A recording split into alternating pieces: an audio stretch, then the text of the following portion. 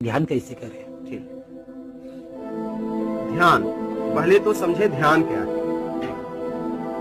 ध्यान, जब मुझे कुछ चाहिए तो ध्यान घटित हो जाता है। तो ध्यान तो स्वतः अपने आप घटित होता है, ध्यान करना नहीं है। ध्यान स्वाभाविक घटित हो रहा है। ध्यान को समझना है घटित कहाँ हो रहा है। जो मुझे चाहिए उस पे ध्यान घटित हो जाता है। जैसे मुझे भोजन चाहिए, ध्यान कहाँ चला जाता है? भोजन पे। भोजन को मिल गया तो ध्यान कहीं और चला जाता है। हमारी जरूरतों में ध्यान घूम रहा है। आप समझ रहे हैं? ध्यान तो हर वक्त घटित हो रहा है, हर समय घटित हो रहा है। कहाँ हो रहा है? इच्छाओं में।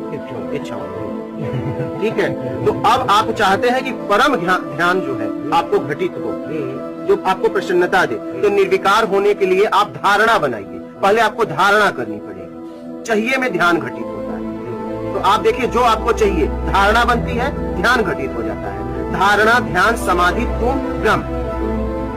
समझ रहे हैं?